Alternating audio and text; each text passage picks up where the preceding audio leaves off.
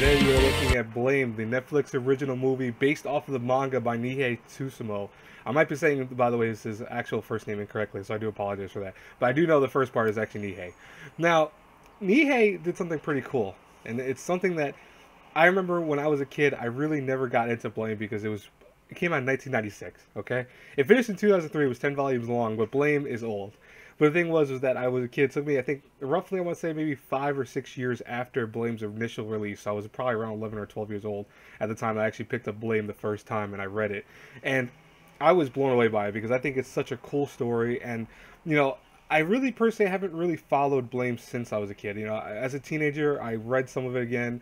I really kind of fell off the map for me because really we had an OVA series come out for it, but I never got into that, and I really kind of just never remembered the show in general or even the manga in general. So I was happy when I heard that Netflix was actually making a newer version of Blame and as a movie format, and I was like, oh, that sounds pretty cool. And even better, it's done by the people who did Knights of Sidonia, Polygon Pictures. So obviously, I was like, okay, that sounds like it could be a good thing. I was also worried at the same time, though, because Knights of Sidonia, the animation sometimes a little janky to me sometimes. But overall, though, I'll tell you guys right now, one of the strongest things about Blame is definitely animation. I'll get that right out of the way. I love the animation of Blame. It was amazing. Characters really looked cool, and this, the way the explosions and the way the fights were, they were really, really good. I mean, even the backgrounds and even the way everything looked in the backgrounds was just stellar to behold. It was just that good in terms of animation. Now, Blame the movie, though, does have its faults, but let's first talk about the summary of the story because you guys may have never heard of Blame, like most of us. I don't think there's a lot of people that have grown up with Blame, to be honest with you, in the anime age, but you never know. I mean, I do know, obviously, a lot of people my age, too, so you could have maybe seen Blame, or maybe you heard about it at one point, but I'll give you guys a rundown real fast. So Blame takes place in a very, very far off future of ours, where people have essentially kind of reached the pinnacle of being able to connect themselves into a cyber world. Now, what's cool about this is that they were able to do great things with technology. They were able to make these giant machines that could basically run their lives for them without them having to do very much besides, just going around and just kind of enhancing themselves in the world of the internet. The problem is, though, is at one point there was an infection that occurred, and I don't want to say what the infection actually is because the movie obviously doesn't go into details of what that is, but it's an infection that, think about it, if your body is essentially the cyber world, what did the infection really do to you? But the infection hits, causing everyone to essentially start having issues. More so, though, for the actual things, the Overwatchers that they actually have, to essentially become sentient and realize, okay, what are we using? What do we need humans? We can do whatever the hell we want. And then they, of course, went Terminator on them, not per se killing them, but deciding, you know what, we're building what we want to build. We're removing everything we feel is unnecessary in the world. We're making our own world now.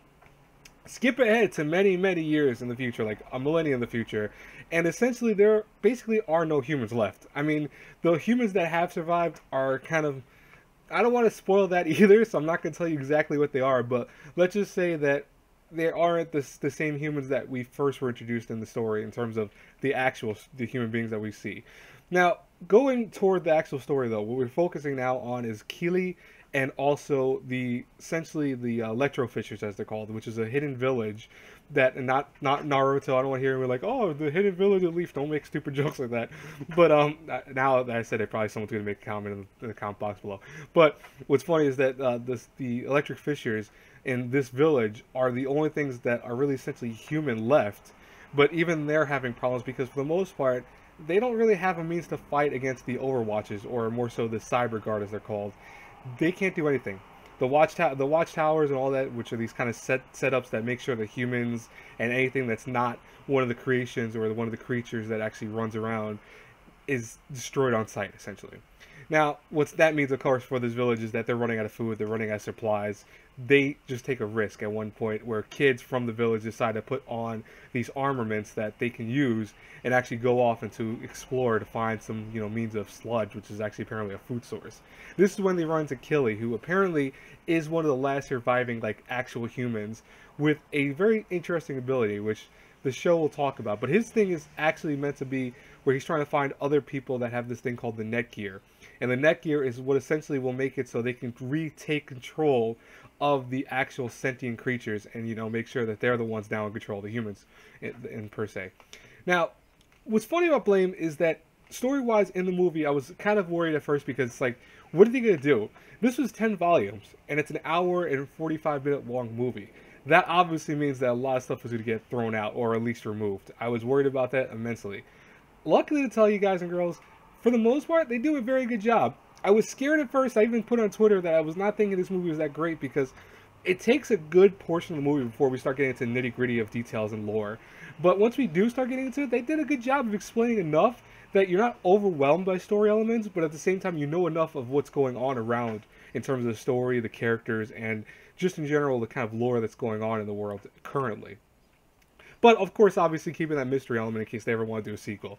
I don't know if we're going to have a sequel for this. I mean, the way it ended was kind of a different ending than what I remember from the manga. Like I said, I never finished the manga, but I do remember reading about how the manga ended because I was curious about that a while ago. And it is very different. So I was curious about how they are going to maybe make a sequel or they're not going to even do one. But I won't, I won't spoil any of that because obviously this is spoiler free. I don't want to make you guys have to worry about like, oh no, he's going to spoil the whole movie and stuff like that. I'm not going to do that. Now, because I mean, go watch on Netflix. Just, if you have Netflix, there you go. Now, here's the thing. Oh, besides, by the way, the only thing I'm like worried about in this review, and I'm even like kind of scared to even put this up, is because I've had problems with King's Records before. King's Record was actually the people who also make Ajin, or at least the music for Ajin, and they've striked me before in the past for doing that. So I'm like, but regardless, I want to review Blame because honestly, from what I've seen, it was a good movie. Overall, a very good movie. Is it great? No, it's not great. Animation, like I said very early on in this review, was awesome. Best thing about it. Voice acting, some familiar people. We have Bryce Papenback. We have some other people that, are voicing some of the main characters. I'm not going to go into every single character because I think it's kind of cool when you actually go into a story and see who's voicing who. But that's at least me. But a lot of people that voiced characters from Knights of Sidonia and Ajin are actually in the movie itself, so you should be kind of expecting that if you like the dub at least of Knights of Sidonia, you'll like the dub of Blame. Now, I'll say this though, the biggest issues come from, I believe, kind of more so the way the story flows in this. Like I said before, I got through I think an hour of the movie and I was kind of getting bored. That was the problem. I wasn't tired at that point. I was already wide awake at this point, but I was getting very bored because it felt like they had good story elements and good moments of action and also, these cool intrigues, especially, following Killy and his character and what his character's all about. But it felt like it was not being utilized, if that makes sense. And I was like, oh man, this is kind of boring. Luckily enough though, and by the way, I do apologize for all the sirens outside, Low Life in New York. But luckily enough though, thank God, when it gets to like, I want to say at the 30-minute mark, or even maybe a little before that, I mean, we'll say 40 minutes, you get enough of the story, like I said in earlier parts, where it gets better in the terms of, the elements of story. It's just that up to that point, it's going to be a slow burn. It's definitely not going to be one of those things that you're going to be like, oh my God, from nonstop, from the very beginning to the ending. It's going to be moments where you feel like it could have been a little bit more intensive, or it could have been a little bit more utilizing something that happens on screen rather than having characters just be talking heads for like 10 minutes, because there is a scene where characters just talking with one another for 10 minutes. I really hate sirens, by the way. I mean, I understand, it's, sirens means that someone has to be doing something right now, but let's wait for it. Okay. Anyways, yes, I waited on camera because I want to make sure it wasn't interrupt you guys, so I do apologize.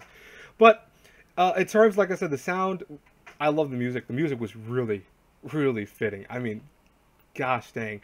Especially near the ending, that ending sequence, the last, like, I want to say 15 to 20 minutes of the movie, the music was so heightened. I actually had my headphones blasting because it was just so epic and it fit the mood perfectly. And it's very rare I ever say that about an anime movie, because I feel sometimes the anime movies tend to have okay music or just enough of mood-setting music. Here it was done really well. So, I mean, congratulations. The King's Record, I'm not really surprised because they do handle music pretty well in their works and stuff like that. But at the same time, I wish they would stop striking me for stuff when I do actually, I'm trying to praise your stuff, not like try to take credit for anything like that. But overall, though, the consensus is, for me at least, of this.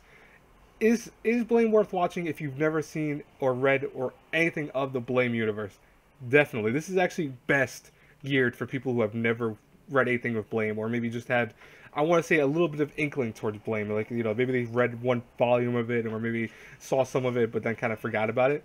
You definitely will enjoy this, because I feel like this is a good point because what it does essentially is allows you to become a newcomer and come and watch this film without being like, oh, what the hell's happening? I don't understand what's going on. For people that are die-hard fans of Blame, I don't want to say that you don't watch the movie. I want to say you still can watch the movie, obviously, but you might have some issues with kind of how they do a version of it, comparison, of course, obviously, to the source material. I would say right now, if you are someone who really loves Blame, go into this with an empty mindset. Don't expect anything of like adaptation materials and stuff like that. It does a good job of taking the characters. Like I said before, I never finished it, but I did read a decent amount of it. It does a decent amount of kind of taking the first, I want to say like 3 volumes and meshing it into one actual film, and that's a good thing. I mean, it doesn't rush it. It doesn't really feel like anything's taken away from it. It does a good job of that.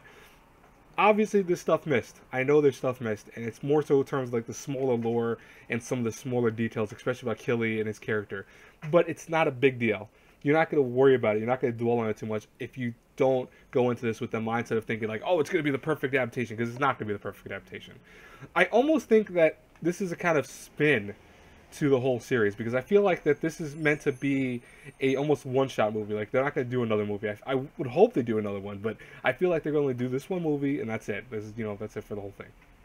Anyways, guys and girls, if I had to rate this between an A through F, I haven't gotten to do this in a while, because I mean, honestly, I haven't done a regular review in a while. I would have to give this show a B-. I feel like it's a good movie. You're going to enjoy it. You're probably going to have issues where at some parts you could feel a little bored, but once it gets wrapped up again and once it gets toward the end, you'll be like, oh shit, this movie's amazing. Where was this before?